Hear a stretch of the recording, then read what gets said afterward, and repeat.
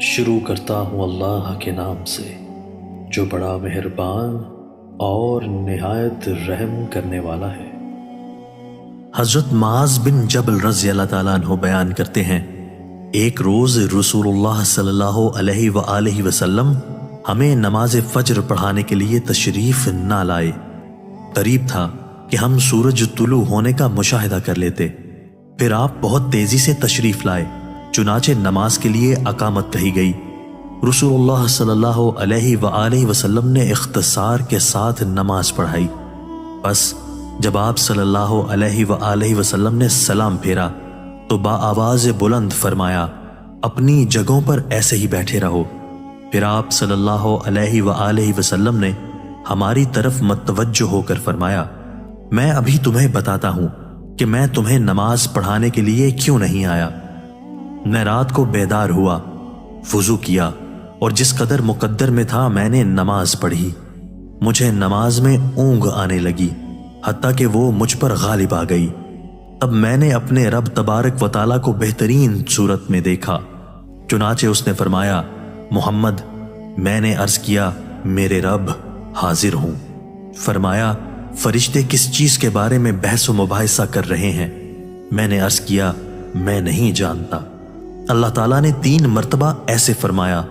آپ صلی اللہ علیہ وآلہ وسلم نے فرمایا، میں نے اسے دیکھا کہ اس نے اپنا ہاتھ میرے کندھوں کے درمیان رکھا، حتیٰ کہ میں نے اس کی انگلیوں کے پوروں کو ٹھنڈک اپنے قلب و صدر میں محسوس کی، اور میرے سامنے ہر چیز واضح ہو گئی اور میں نے پہچان لی۔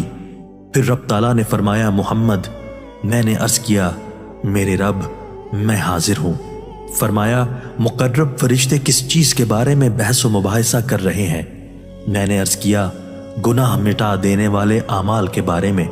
فرمایا، وہ کیا ہیں؟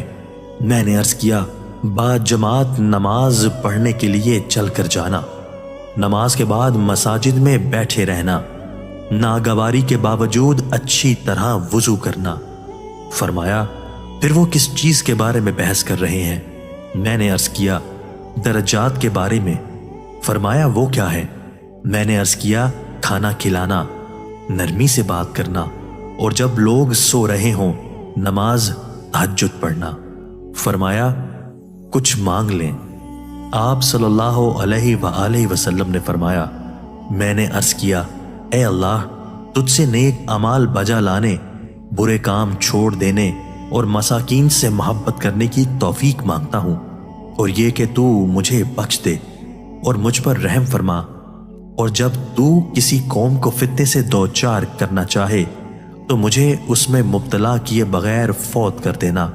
میں تجھ سے تیری محبت، تجھ سے محبت کرنے والوں کی محبت اور ایسے عمل کی محبت کا سوال کرتا ہوں جو مجھے تیری محبت کے قریب کر دے۔ پھر رسول اللہ صلی اللہ علیہ وآلہ وسلم نے فرمایا، یہ خواب حق ہے، بس اسے یاد کر لو اور پھر اسے دوسروں کو بتاؤ۔ دوستو، اللہ تعالی ہمیں ان احادیث